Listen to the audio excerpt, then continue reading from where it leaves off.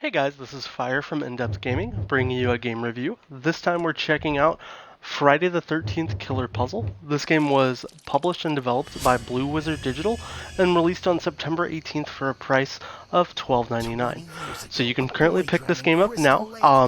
What is Friday the 13th Killer Puzzle? It is a Friday the 13th style and themed puzzle game.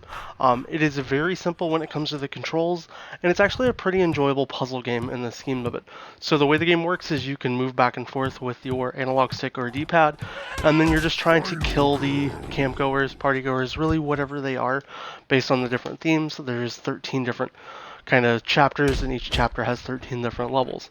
So the way the game works is kill all the people on the map, figure out the solution, and then eliminate the final target. Once you eliminate the final target, you'll get to go to the next level. The levels will increasingly pick up in difficulty, so this game isn't a cakewalk, but what the game does offer is a way to figure out how to beat the game because it offers solutions in level guides itself. You don't really have to ever feel stuck or struggle, which to me, I don't really like that. I like puzzle games that actually make you fight and try to complete the levels on your own, and if I need a guide, I want to go online. I don't want to look in the game itself, but that's kind of my personal preference. Everybody's going to be a little different in those regards. One thing the game does offer, though, is a good variety.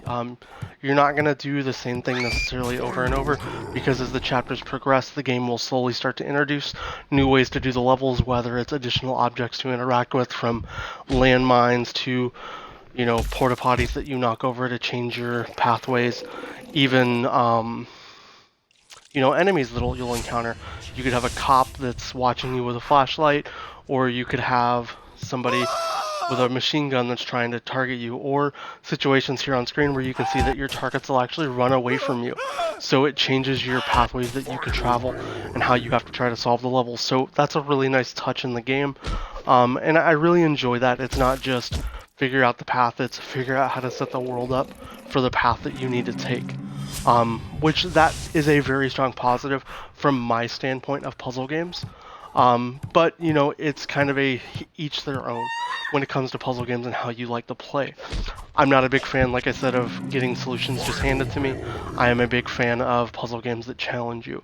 Now, if you want to completely ignore that part of the game, this game has really challenging puzzles, and you can have a lot of fun trying to solve them, as well as there's just a large variety of items and ways that you can try to kill everybody. The game introduces a ton, and I mean a ton, of different weapons that you can use in the game, as well as just different ways to attack and kill your targets. Sometimes you'll knock somebody over the head, or sometimes you might stab them with a corn cob skewer or a ski spike. It can kind of vary. And what's really cool is as you level up, you earn kind of blood, which is like your XP, and you level up your bloodlust level, which then allows you to unlock additional items by giving you these loot crates. I'm actually really happy there's no microtransactions in this game. You just get things for playing it. Thankfully, they're not trying to take more money out of our pockets. I love games that don't do that. And the way the game does it is by rewarding you with crates that have 4 completely random items that you can then use to equip and kill people. So as you can see, we have shields, plungers, ice picks, so many varied items that it's really fun to use. Speaking of the items, you have tons of different weapons that you can kill people with. We have pickaxes, skateboards, books, candles, padlocks, all the way to the coveted golden toilet seat, which is one of the hard to unlock items. And what's really cool about this is you can collect multiple copies of the same item. The game actually introduces this cool crafting system. So I can take extra copies of items I don't want, or even just items I don't want in general, throw them down below and turn them into something new by then getting a new crate and then seeing what else I get. Ooh, we got a new golden guitar. We're going to use that now to start killing people. And speaking of this, there is, like I said, the golden toilet seat. That is one of the achievements tied to the game. We have a guide for that on the channel, so if you want to unlock that yourself, go right ahead. But one thing I want to do is I want to cover a couple of the other game modes. There are 2 different modes. In addition to the main storyline, there is Daily Death, which is a daily reset that gives you a new kind of custom level that's outside the traditional storyline to try to compete and solve. It'll be different every time you play, as far as what is presented with each day, so you can progress through yourself and then try to complete the puzzles accordingly. And the way we do that is if you actually follow the guys, you can just complete and knock them out. It'll vary. You also want to avoid getting eliminated by the various targets as well. So based on what's going on there, sometimes you can also kill yourself, as you can see there, so we blow up. So that's one of the, presented world situations that you can encounter. But the game also does allow you to hit X to rewind a prior decision that you've made, or you can hit Y to just completely restart a decision you did and restart the whole level. I'm not going to show you how to solve this level. If you want to try to go through it yourself, be my guest. They are pretty challenging. Now, the third game mode that's presented in the game is Murder Marathon. When you complete a traditional level in the game, you get to do this kind of bonus little murder with a sliding wheel that goes back and forth, and you have to stop the target in a certain range. This mode is simply that, but taken to a little more extreme, where you just try to go as far as you can, as high as you can, for bragging rights. Now, the downside to this mode, I think, is there's a missed opportunity for a leaderboard. It would be really awesome to see who's the best, or if I was better than my friends. So far, I only have a couple that I know that I can compare the game with, and so far I know that Dream's beating me. How do I know Dream's beating me? He got the 30 kill achievement, and I have been literally struggling with this for hours. It is tough. I mean, it is not an easy mode to do, because you have to do so much timing. But it is really fun, so if you pick up the game, I challenge you to try to get the highest score you can. If you already have the highest score that you've established, let us know down in the comments. Show your bragging rights. I've hit 29 myself at least 5 times. I can't manage to clutch that last 30th kill for that last achievement. Speaking of achievements, this game is actually not a very difficult achievement game. You will very easily get about 900 plus gamer score in the game just by playing it. If you're stuck in any levels, you can use the level guides that we talked about and walk you through every single level in the game. So it's never going to be a hard thing from that standpoint.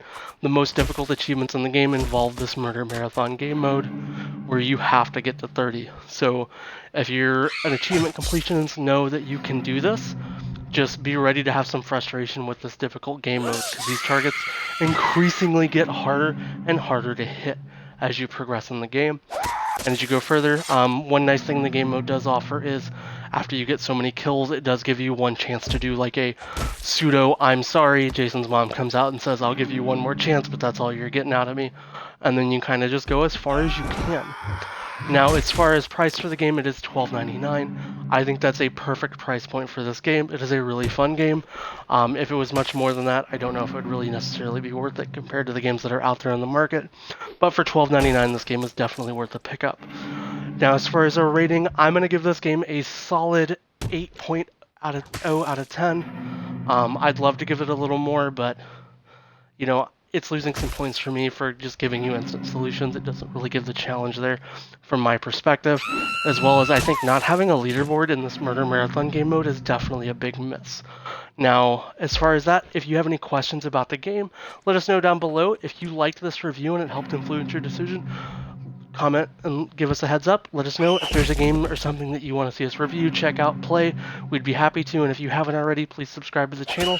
We love seeing all your support on our videos, and we will see you guys next time. Let's see how far I can go before I die.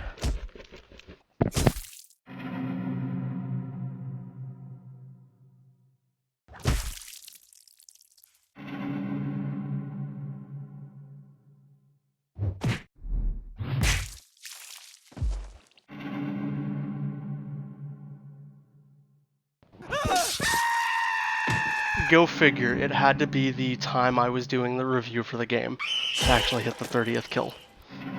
I literally spent hours, and the moment I start to play this in the review, we achieve it. So there you go, guys. I am now done with that final achievement. You can be too.